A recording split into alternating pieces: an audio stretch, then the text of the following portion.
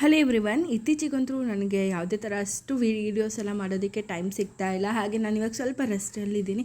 ಇನ್ನು ನಾನು ಕೂಡ ಅಡುಗೆ ಕೆಲಸ ಎಲ್ಲ ಏನೂ ಮಾಡ್ತಾಯಿಲ್ಲ. ಜಸ್ಟ್ ಮನೆ ಕ್ಲೀನಿಂಗ್ ಮಾಡೋದು, ಕಸ ಗುಡಿಸೋದು ಆ ಥರ ಅಷ್ಟೇ ಕೆಲಸ ಮಾಡ್ತಾ ಇರೋದು.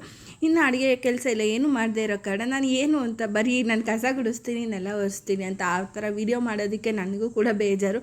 ಹಾಗಾಗಿ ನಾನು ಅಷ್ಟಾಗಿ ವೀಡಿಯೋಸ್ ಎಲ್ಲ ಮಾಡ್ತಾಯಿಲ್ಲ. ಇನ್ನು ಇವತ್ತು ನಾನಿಲ್ಲಿ ಅಡುಗೆಗೆ ಅಂತೇಳಿ ಗೀ ರೈಸ್ನ ಮಾಡ್ತಿದ್ದೀನಿ. ಇನ್ನು ಗೀ ರೈಸ್ ಆಲ್ಮೋಸ್ಟ್ ಎಲ್ರಿಗೂ ಗೊತ್ತಿರುತ್ತೆ. ನಾನು ಅದೇನು ರೆಸಿಪಿ ತೋರಿಸೋದು ಬೇಡ ಅಂತೇಳಿ ನಾನು ಇಲ್ಲಿ ಶೇರ್ ಮಾಡೋದಕ್ಕೆ ಹೋಗಿಲ್ಲ ಅಷ್ಟೇ. ಹಾಗೆಯೇ ನನ್ನ ಮಗ ಕೂಡ ಹಾಲು ಬೇಕು ಅಂತ ಹೇಳ್ತಾ ಇದ್ದ ಅಂತೇಳಿ ಅವನಿಗೂ ಕೂಡ ಹಾಲೆಲ್ಲ ಮಾಡಿಕೊಡ್ತಾ ಇದ್ದೀನಿ. ಇನ್ನು ಕೆಲವೊಂದು ಸತಿ ಈ ಥರ ಗೀ ರೈಸು, ಪಲಾವ್ ಆ ಥರ ಎಲ್ಲ ನಮ್ಮ ಮನೇಲಿ ಮಾಡ್ತಿರ್ತೀವಿ. ಯಾಕಂದರೆ ಒಂದೊಂದು ಸತಿ ಅನ್ನ ಸಾಂಬಾರೆಲ್ಲ ತಿನ್ನೋದಕ್ಕೆ ತುಂಬಾ ಬೋರ್ ಆಗುತ್ತೆ. ಎಷ್ಟೇ ಕಡಿಮೆ ಪಾತ್ರೆ ಯೂಸ್ ಮಾಡ್ಕೊಂಡು ಮಾಡಿದ್ರೂ ಪಾತ್ರೆಗಳು ಮಾತ್ರ ಬಿದ್ದೇ ಬೀಳುತ್ತೆ. ಹಾಗೆಯೇ ಇನ್ನು ಅಡುಗೆ ಕೆಲಸ ಎಲ್ಲ ಆದಮೇಲೆ ನಾನು ಕೂಡ ಸ್ವಲ್ಪ ಅಂದರೆ ಗ್ಯಾಸು ಆಗಿರ್ಬೋದು, ಹಾಗೆ ಸ್ವಲ್ಪ ಶೆಲ್ಫೆಲ್ಲ ಕ್ಲೀನ್ ಮಾಡ್ಕೊತಾ ಇದೆ. ಇನ್ನು ಗೀ ರೈಸ್ ಕೂಡ ಚೆನ್ನಾಗಾಗಿತ್ತು, ಸ್ವಲ್ಪ ಬೇಗನೆ ಮಾಡಿಟ್ಬಿಟ್ಟೆ ನಾನು ಕೂಡ. ನನಗೂ ಅಂದರೆ ಒಂದೇ ಸತಿ ಮಾಡ್ತಾ ಇರೋದಕ್ಕೂ ಆಗೋದಿಲ್ಲ. ಹಾಗೆಯೇ ಇನ್ನು ಕವನ್ ಕೂಡ 2-3 ದಿನದಿಂದ ಬಾದಾಮ್ ಹಾಲು ಬೇಕು ಅಂತೇಳಿ ಹಠ ಮಾಡ್ತಿದ್ದ ಅಂತೇಳಿ ನಾನಿವತ್ತು ಬಾದಾಮ್ ಹಾಲು ಮಾಡಿಕೊಡೋದಕ್ಕೆ ಅಂತೇಳಿ ಒಂದು 20-30 ಬಾದಾಮಿನ ನೆನಕಿಟ್ಟಿದ್ದೆ, ಒಂದು 4-5 hours. ಹಾಗೆ ಅದನ್ನು ಸಿಪ್ಪೆ ಎಲ್ಲ ತೆಗೆದು ಅವನೇ ಕೊಟ್ಟ. ಹಾಗೆ ಅದನ್ನು ಕೂಡ ನಾನು ಪೇಸ್ಟ್ ಮಾಡಿಕೊಂಡೆ.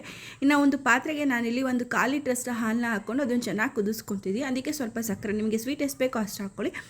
ಹಾಗೆಯೇ ಇಲ್ಲಿ ನಾನೇನು ಪೇಸ್ಟ್ ಮಾಡಿಟ್ಕೊಂಡಿದ್ದೆನಲ್ಲ ಬಾದಾಮಿ ಪೇಸ್ಟು, ಅದನ್ನು ಕೂಡ ಹಾಕಿ ಒಂದು 5-10 ನಿಮಿಷ ಚೆನ್ನಾಗಿ ಕುದಿಸ್ತಾ ಇದ್ದೀನಿ. ಅದಾದಮೇಲೆ ನಾನಿಲ್ಲಿ ಒಂದು ಬಾಣಲಿಲಿ ಸ್ವಲ್ಪ ಅಂದರೆ ತಣ್ಣೀರು ಹಾಕಿಬಿಟ್ಟು ಆ ಹಾಲನ್ನ ಏನು ಕಾಯಿಸಿದ್ನಲ್ಲ ಅದನ್ನು ಇಟ್ಟಿದ್ದೆ. ಯಾಕಂದರೆ ತಣ್ಣಗಿದ್ರೆ ಚೆನ್ನಾಗಿರುತ್ತೆ ಅಂತ ಹೇಳಿ.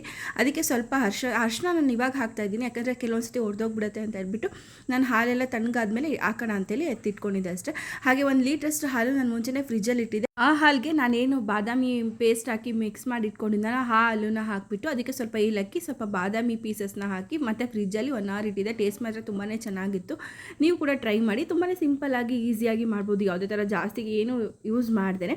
ಹಾಗೆಯೇ ಇಲ್ಲಿ ಕವನ್ ನನಗಿಲ್ಲಿ ಹೆಲ್ಪ್ ಮಾಡಿಕೊಡ್ತಿದ್ದ. ಅಂದರೆ ಕಸ ಗುಡಿಸ್ಬೇಡ ಅಂದ್ರೂ ಅವ್ನು ಗುಡಿಸ್ತೀನಿ ಅಂತೇಳಿ ಹಠ ಮಾಡಿ ಅವನೇ ಕಸ ಎಲ್ಲ ಗುಡಿಸಿ ಸ್ವಲ್ಪ ಹಾಗೆ ಲೈಟಾಗಿ ಗಲೀಜಾಗಿತ್ತು ಅಂತ ಹೇಳ್ಬಿಟ್ಟು ಮತ್ತೆ ನೀರು ಹಾಕ್ಬಿಟ್ಟು ಅವನೇ ನೆಲ ಎಲ್ಲ ಒರೆಸ್ತಿದ್ದಾರೆ.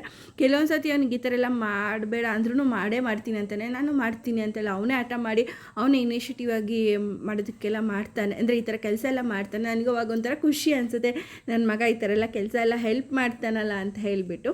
ಹಾಗೆಯೇ ಇದಾಗಿತ್ತು ಇವತ್ತಿನ ವ್ಲಾಗ್.